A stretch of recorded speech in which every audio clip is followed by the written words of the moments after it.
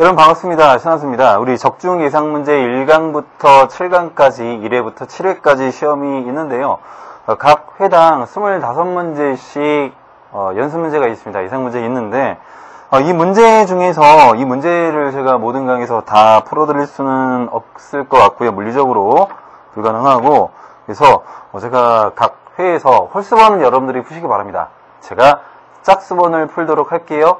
그리고 또 하나 부탁드리도록 하겠습니다. 여러분들께서 미리 듣기 전에 예습을 먼저 하신 다음에 그 수업을 청강을 하시면 오히려 조금 더 도움 더 많이 도움을 받으실 수 있을 거라고 봐요. 자, 그러면 우리 1강부터 시작을 바로 하도록 하겠습니다. 자, 첫 번째 작품 보도록 하죠. 송강정철의 관동별곡이죠. 네, 여러분 2번 문제 한 문제입니다.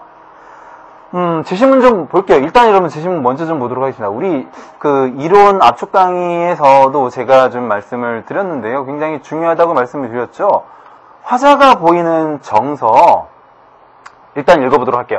서양강 내리물이 어디로로 든단 말고 어디로 흘러든다는 말인가? 여러분들 서양강이 흘러 어디로 가요?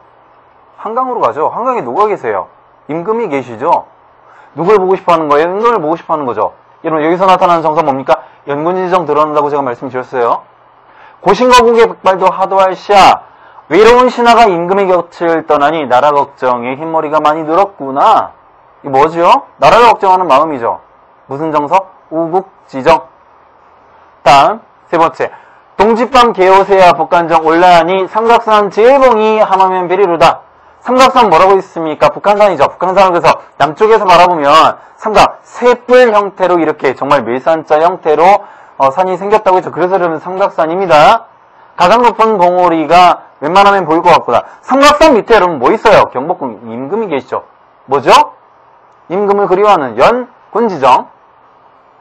궁왕대궐터의 오자지기 지지개니 천고 흥망을 안 한다 말 안 한다. 궁예가 다스리던 대궐터의 까마귀 까치가 오는구나. 나라가 이토록 흥성했는데 쇠잔한 벽과 풀이 되어버렸구나. 자, 나라가 망한 슬픔 맥수지탄 그리고 인생무상 드러난다고 했어요. 회양 예 이름이 맞춰와 같아시고 급쟁이 풍치를 보티하니 불깨이고. 회양, 중국의 회양지방이 있는데 급장이가 선정했다고 했죠. 근데 때마침 강원도의 회양지방도 이름이 같아요. 그래서 어떻게? 나도 급장이처럼 선정 베풀 것이다. 선정포부. 기억나시죠? 여러분 이거 핵심입니다. 매우 중요한 거기 때문에 제가 또 다시 설명드렸어요. 자, 그러면 기억에 나타나는 상황이라고 이야기를 했군요. 네, 여러분들 우리 기억 지시문에서 볼까요? 궁왕대궐터의 오자기 지지개니 천고 흥망을 안 한다 말 안 한다. 여러분들 이 부분이죠. 이 부분 뭐죠? 두 가지죠. 첫 번째, 나라가 망한 슬픔 맥수지탄. 그리고 뭡니까? 인생 무상. 둘 중에 하나죠. 선택지 2번. 자, 참고로 선택지 1번. 풍수지탄은 뭐예요? 부모님이 돌아가신 슬픔. 3번. 백년지객은 뭐죠? 100년 동안 항상 손님 같아요. 누가? 사위가. 사위가 손님처럼 어렵다는 뜻이에요. 항상 어려운 사람이다. 4번. 백년어척 황하강이요. 100년 동안 100년에 걸쳐서도 단 하루도 말할 일이 없다라는 고사성어입니다. 답은 선택지 2번이에요. 자, 그러면 다음 문제 보도록 하죠. 청산별국과 어부사시사 복합지문이군요. 4번과 6번 문제입니다. 자, 그러면 우리 4번과 6번 문제 보죠. 4번 문제 확인할게요. 가나의 배경에 대한 설명으로 적절하지 않은 것이라고 이야기를 했어요. 가작품 그리고 나작품. 선택지 1번부터 확인하겠습니다. 1번. 가의 청산은 일상적 삶이 터전과 구별된다. 여러분들, 가에서 청산, 청사별곡의 청산은 뭐라고 했습니까? 이상향이라고 했죠. 도피처라고 했어요. 현실상적 삶의 터전과 구별되죠? 맞아요. 다음 선택지 2번 보겠습니다. 나의 물외는 화자에게 흥취를 주는 공간이라고 이야기를 했죠. 여러분들, 여기서 물외, 뭐죠? 속세를 벗어난 곳. 다시 말하면 여러분 뭐예요? 자연이죠. 자연? 선택지 2번 보시면 흥취를 주는 공간? 그렇죠. 자연 속에서 지금 만끽하고 있지 않습니까? 풍요하고 있잖아요. 맞고요. 3번 보도록 하겠습니다. 나의 인간의 화자의 이상이 실현되는 공간이라고 이야기를 했어요. 자, 여러분 봅시다. 추사투 보도록 할게요. 슈고기 가을이더니 고기만 살쪄 있다. 자연 속의 가을이더니 가을을 천고마비의 계절이라고 하죠. 끝없는 물가에 자 물결에 실컷 즐기자. 물가에서 즐기자. 인간을 알아보니 뭐도록 더욱 좋다. 자연에서 부정적인 속세를 돌아보니 이 부정적인 속세는 멀수록 더욱 좋대요. 왜? 여기는 자연이잖아. 속세에 대한 거리두기. 선택지 다시 가죠. 3번. 나의 인간은 화자의 이상이 실현되는 공간입니까? 아니죠.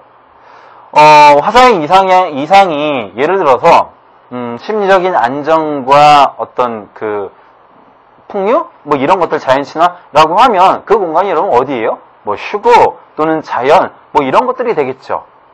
그쵸? 뭐 예를 들면 뭐 물에 이런 것들. 인간은 대조적인 속성, 부정적인 공간이에요.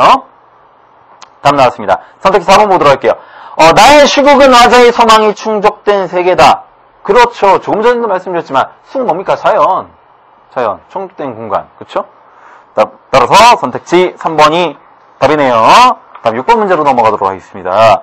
자, 기억과 니은의 공통적인 기능이라고 이야기를 했어요. 자, 여러분 우리 기억과 니은을 좀 볼까요? 자, 우리 화면에서 기억 보도록 하겠습니다. 자, 기억. 네. 후렴구군요. 청담의 후렴구. 얄리얄리 얄랑셩 얄라리얄라 니은 지국총 어사와. 네. 자, 후렴구 어부사시 사이 후렴구네요. 선택지 1번부터 좀 보죠. 시적 화자의 정서를 집약적으로 드러낸다. 자, 선택지 1번. 기억. 본문 선택지요. 얄리얄랑셩 얄라리얄라. 여러분들 정서를 집약적으로 드러내고 있습니까? 아니죠. 뜻이 없죠. 뜻이 없는 여음이에요. 여음. 후렴구이자. 자, 틀렸습니다. 마찬가지로 지국총 어사. 여러분 이거 뭐예요? 노젓는 소리의 의성어죠. 주제와는 정서와는 거리가 멀어요. 정서와는. 2번. 특정 의문을 거듭 사용하여 주제를 부각시킨다. 여러분들 특정 의문을 거듭 사용했습니까? 했죠.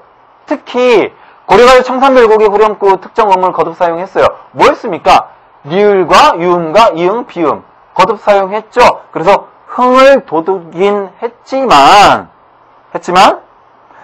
후권 보시면 주제를 부각시켰다. 여러분들 지금 이거 흥겨운 주제입니까? 그래요? 아니죠. 청산별곡의 화자는 어떻습니까? 지금 삶이 괴롭죠. 그래서 어떻게 해요? 청산으로 가고자 하지만 가지 못했죠. 자, 전혀 맞지 않아요. 따라서 선택지 2번 틀렸고요. 답이 될 수 없죠. 3번. 연과 연의 관계를 분명히 하여 시상이 자연스럽게 전개되도록 한다. 여러분들 연과 연의 관계를 분명히 한다라는 건 뭐예요? 이거를 분연이라고 해요. 분연체. 연을 분간한다, 구분한다, 나눈다. 얘들아, 연을 확실하게 나눠주는 게 어떤 거니? 이거지. 각 연마다 어때요? 얄리얄리 얄라셩 얄랑셩 얄라리얄라가 들어있죠. 기억에만 해당돼요. 여러분들 볼까요? 지국총 어사와는요. 이거는 중장과 종장 사이에 들어있는 후렴구예요. 여음구입니다. 연과 연을 나눠주는 구분이 되지 않아요. 참고로 아시겠습니까? 자, 따라서 선택지 3번도 틀리고요. 이건 여러분들 그 청산교육에만 해당되는 겁니다. 그럼 선택지 4번 볼까요? 시상을 매듭 지으며 각 단계의 의미를 긴밀히 대응한다 라고 이야기를 했는데, 자, 여러분들 보죠. 시상을 매듭 짓는다. 여러분 시상을 매듭 짓는다는 건 뭐예요?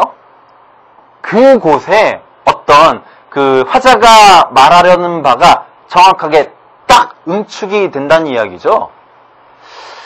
시상이 시각적으로 형식적으로 매듭 지어질 수는 있을지 모르겠어요. 근데 이게 내용적으로 이게 응축된다? 자, 그리고 두 번째 여러분들 그 선택지 4번의 후권을 좀 보시면 각 단계의 의미를 긴밀히 대응시킨다 라고 이야기를 했는데, 여러분들 각 단계의 의미라고 했는데 우리 여러분들 어부사시사를 볼게요. 자, 지국총 어사와는 뭐죠? 이건 뭐예요? 노젓는 소리죠. 여러분 노젓는 소리에 단계가 있습니까? 없어요. 춘, 하, 추, 동, 춘사, 하사, 추사, 동사 똑같이 지국총 어사와는 변하지 않아요. 단계가 없어요.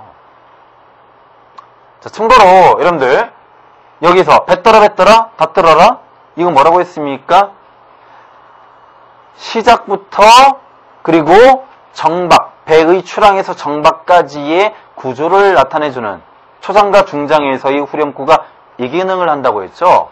여러분들 그렇게 보면 여기서 선택지 4번 같은 경우 각 단계의 의미를 긴밀히 대응시킨다. 이거는 이렇게 해석할 수 있네요.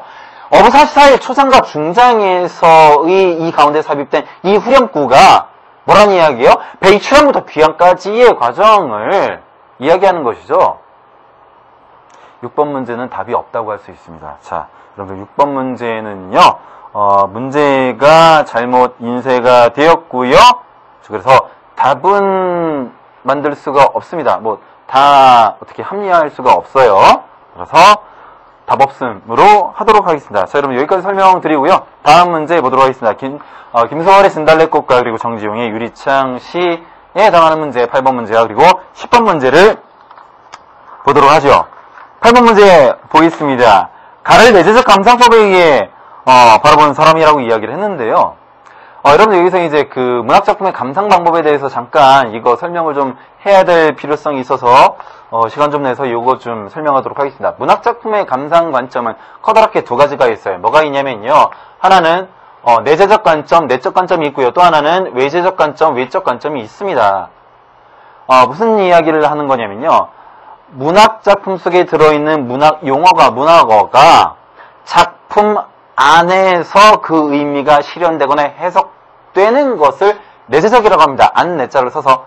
그러나 어떤 문학 용어 또는 시어 등이 문학작품 그 안에서 의미를 해석하고 실현되는 것이 아니라 문학작품이 외부 환경에 의해서 그 의미가 실현되는 것들을 우리가 바깥 외자를 써서 외적 관점이라고 이야기를 합니다. 예를 들면 한용운의 님의 침묵에서 님이라는 시어를 님은 같습니다. 사랑하는 나이님 같습니다. 라고 해서 이 구조를 통해서 문학작품 아니죠?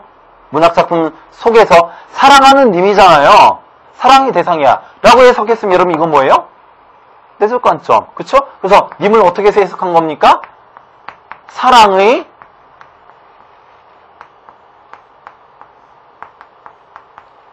이렇게 해석한 거예요. 님을.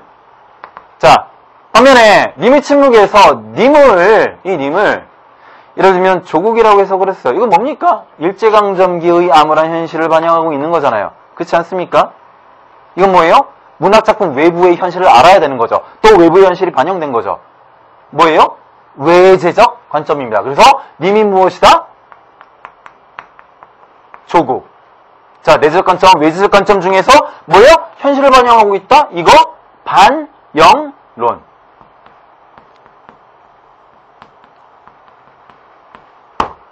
요겁니다. 자, 다음. 님을 절대자, 부처, 이런 것으로 해석을 합니다. 그러면 어떤 거예요? 화면 보시면, 여러분들, 만해 한용운은 누구예요? 이 작가는 누굽니까? 승려죠. 승려예요. 그래서 이 사람의 종교 또는 사상, 경험 등을 우리가 알아야지만, 어떻게, 그 님이라는 것이 무엇이라는 사실을? 절대자.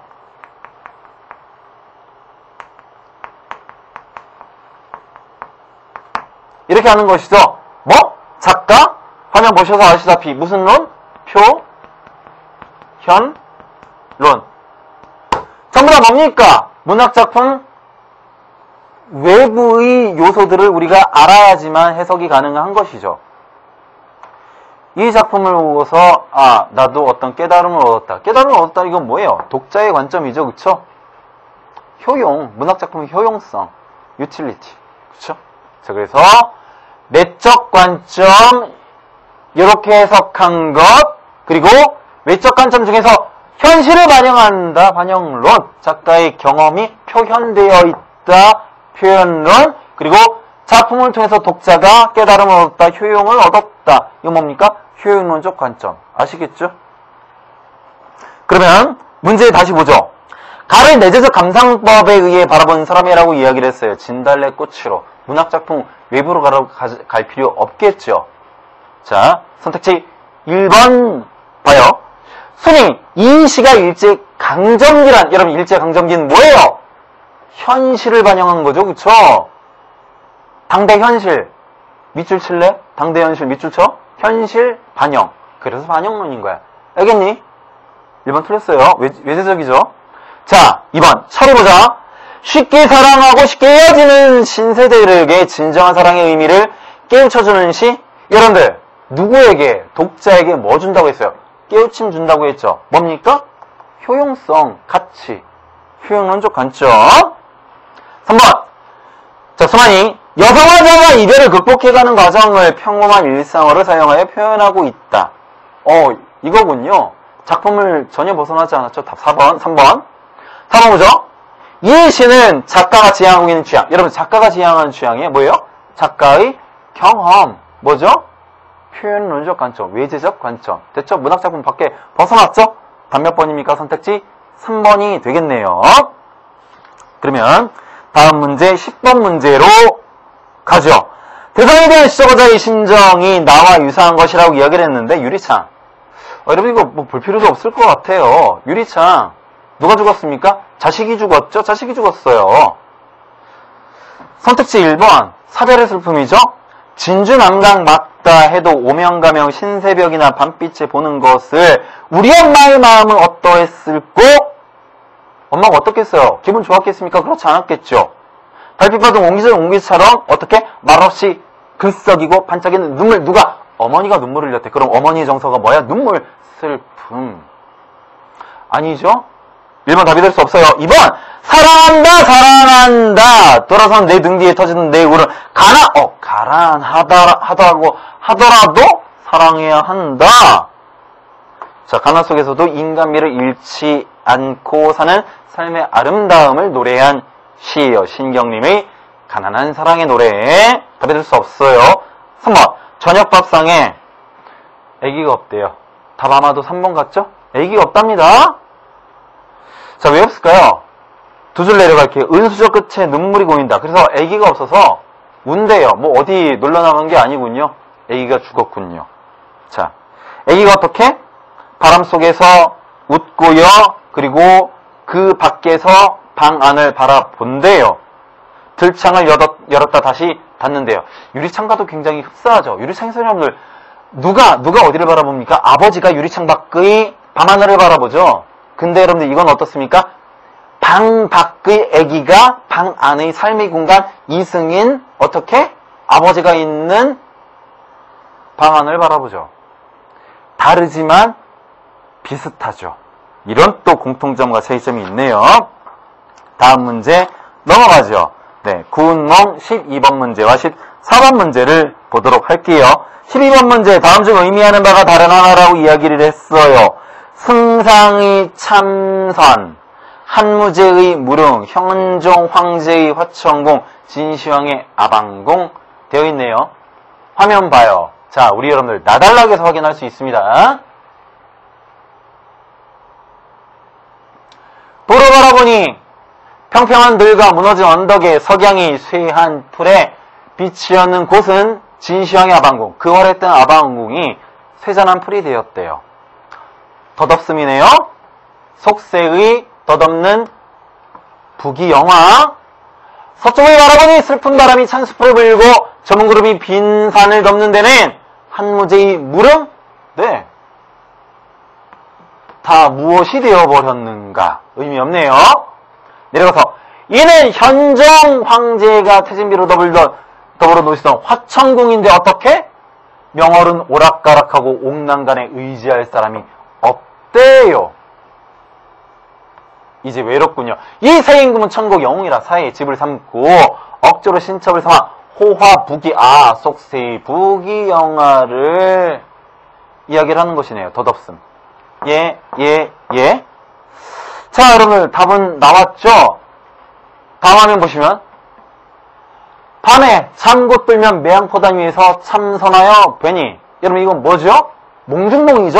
꿈속에서 현실 속의 자신의 모습을 본 거예요. 즉 다시 말하면 양소유가 꿈속의 인물인 양소유가 꿈속에서 또 꿈을 꿨는데 그게 바로 무엇이다? 현실 속이 태어나기 전에 성진이다. 자, 꿈의 깰 것임을 그리고 인생의 덧없음을 그리고 앞으로 전개될 사건의 내용을 암시하는 복선의 역할을 하는 장치죠. 다음 몇 번? 선택지 1번 몽중몽. 네, 현실 속에서 꿈속에서 현실 속의 성진의 모습을 보는 것이죠. 다음 14번 문제 보도록 하겠습니다. 나에 나타난 양승상의 정서와 가장 유사한 것이라고 이야기를 했네요. 자, 여러분들 우리 나에 나타난 양승상의 정서 보시겠습니다. 자, 우리 화면 다시 넘어가셔서 네, 양승상의 정서 여러분 어때요? 호화 백년을 짧게 여겼잖아요. 인생무상. 응? 자, 여러분 인생무상이 나왔으니까 잠깐만 인생무상에 대해서 설명을 좀 하도록 할게요. 만약에 여러분들께서 이 인생무상에 관한 정서, 인생무상의 정서가 들어있는 뭐 문학작품 또는 외부 시작품을 뭐 이런 식으로 찾아라 라는 문제가 출제가 된다고 하면요, 여러분들 이거를 찾으세요. 여러분들 인생이 왜 덧없나요? 덧없는 이유가 뭐예요? 짧으니까 덧없죠.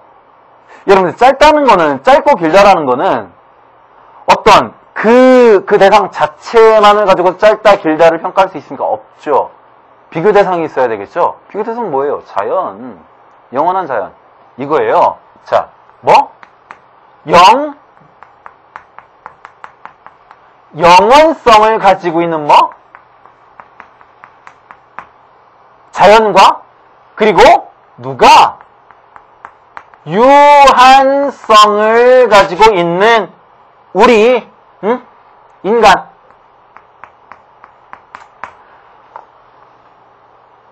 이것의 무엇으로부터?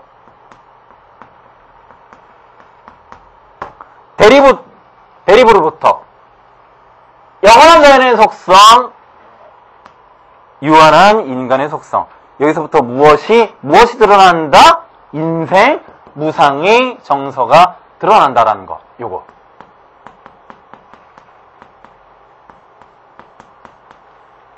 아시겠습니까? 요거 여러분들 참고로 꼭 알아두세요. 써먹을 때가 많을 겁니다. 선택지 1번 보도록 할게요. 500년 도읍지를 필마로 한 필의 말로 놀아드니 산천을 의거되, 산천을 의거되어 자연은 영원한데, 요거군요. 자, 자연 영원한데 인걸은 간대없다. 영은 어디 갔니? 유한한 인간. 답 나왔죠? 답 몇 번일까? 선택지 1번. 자, 답은 나왔잖아요. 선택지 2번부터 4번까지 검증할게요. 확인할게요. 산천에 눈이 오니 들길이 묻혔다. 살인물을 열지 마라. 날 찾을 사람 없을 것이다. 밤중에 떠오른 한 조각 다리. 내 친구다. 자연 친하군요. 3번. 두류산 양단수 지리산 두 갈래 물줄기를 예듣고 이제 보니 복숭아꽃 든 맑은 물에 산 그림자조차 잠겼구나. 아이야, 무릉도원이 어디냐? 복숭아꽃이 떠오니 여기가 무릉도원 같다. 지리산 양단수, 네, 도원의 경치. 자, 자연을 예찬하고 있죠. 눈가자 이어진 데를 위에라서 굽다 텅고 굽을 저리면 눈 속에 불을 쏘냐. 아마도 새양 고절은 너뿐인가 하다. 대나무의 찬이군요. 지조와 절개. 대나무의 지조와 절개에 풀은.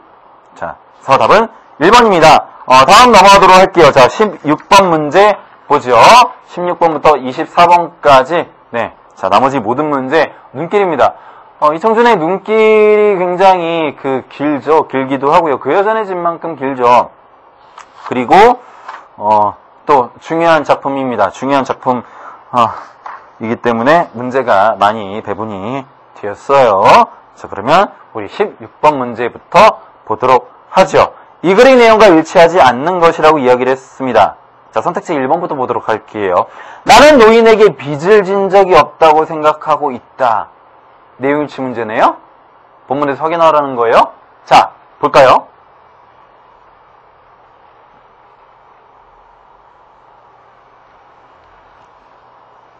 자, 보죠.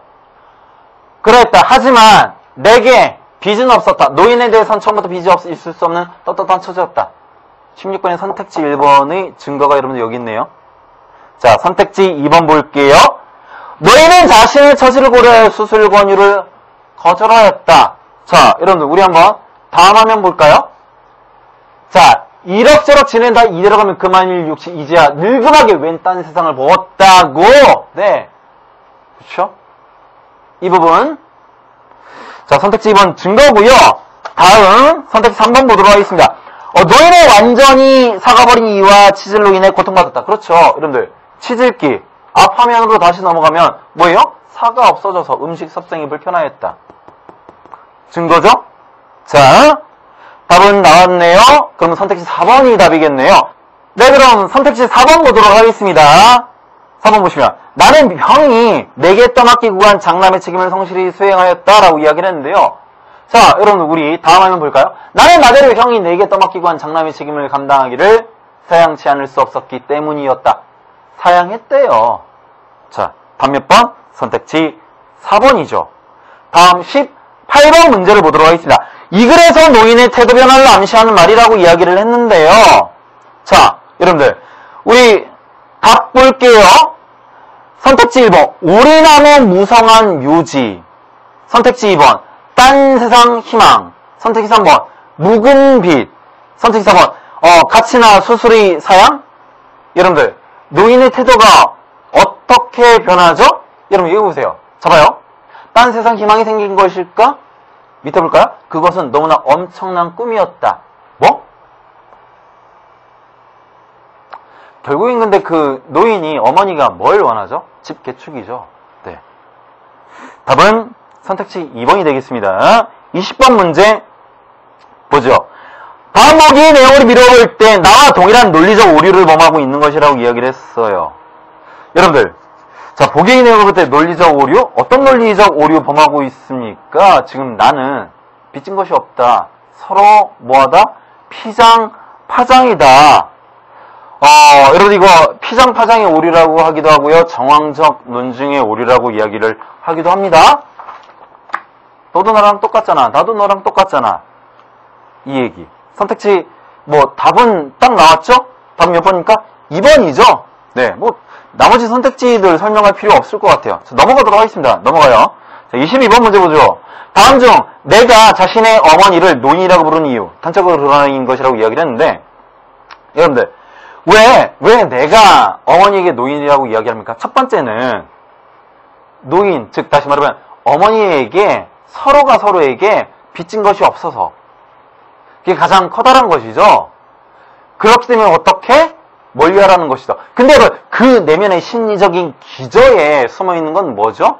묵은 빈문서가 나올 것만 같아서 그날의 눈길의 기억이 괴책 하나 남겨놓고 어머니가 나를 기다리셨던, 나를 보살펴 따뜻한 밥 한 그릇 먹이고 나를 보내셨던 그날 밤 잊지 못하죠. 차부까지 나와서 신장로까지 나와서 나를 보내주시고 걸어가던 어머니 모습, 그 어머니 모습을 나는 어때요? 잊을 수가 없었던 것이죠. 그게 튀어나올 것만 같은 거야. 자, 선택지 1번부터 보도록 하겠습니다. 묵은 빛이 붉어져 나올 것 같은 기분이 들게 해오는 것도 그랬고, 처음 예정을 뒤바꿔 하루 만에 다시 길을 돌아갈 작정을 내리게 한 것 역시 그랬다? 아니죠. 근본적인 거 아니에요. 2번, 노인과 물론 그 점에 대해서 나를 완전히 신용하고 있었다. 아니죠. 노인과 나는 결국 그런 식으로 어떻게 주고받을 것이 없는 처지였기 때문이죠. 답 4번. 한데 이번에는 웬일인지 노인의 눈치가 이상했다. 아니고요. 답은 선택지 3번이 되겠습니다. 마지막 문제 보도록 할게요. 24번 문제 보겠습니다. 네, 여러분들 그러면 24번 문제 보도록 하겠습니다. 글라이 밑줄 치는 음식 섭생과 바꾸어 쓰기에 적절한 것이라고 이야기를 했죠. 자, 여러분들 볼까요? 글라이 음식 섭생. 이가 완전히 사가 없어져서 음식 섭생이 몹시 불편스러워진 노인을 보고. 자, 이거죠? 답 몇 번입니까? 선택지 1번이 답이죠. 음식물을 씹어 삼키는 것. 자, 답은 나왔어요. 영양을 충분히 섭취하는 것? 이런 걸 뭐라고 할까요? 네. 자, 영양 보충? 보양? 보양은 양기를 보충하는 것이죠. 비슷한 말이기도 하겠네요. 3번, 건강을 유지하여 오래 사는 거? 뭐라고 하죠? 장수라고 하죠. 4번, 먹고 싶은 음식을 골라 먹는 거? 이건 뭐라고 합니까? 이건 편식이라고 이야기를 하죠.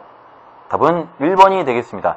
자, 여러분, 우리, 1회 1강 마쳤고요. 다음 2회 2강에서 만나도록 할 텐데요. 말씀드린 대로, 우리 홀수 문제는 여러분들께서 푸시고요. 제가 여러분들과 함께 짝수 문제를 풀어나갈 거예요. 여러분들, 강의 보시기 전에 미리 다음 회 문제를 예습해 오시면 조금 더 강좌를 수월하게 그리고 알차게 들을 수 있을 것이라고 믿습니다. 그러면 2회에서 만나도록 할게요. 수고하셨습니다.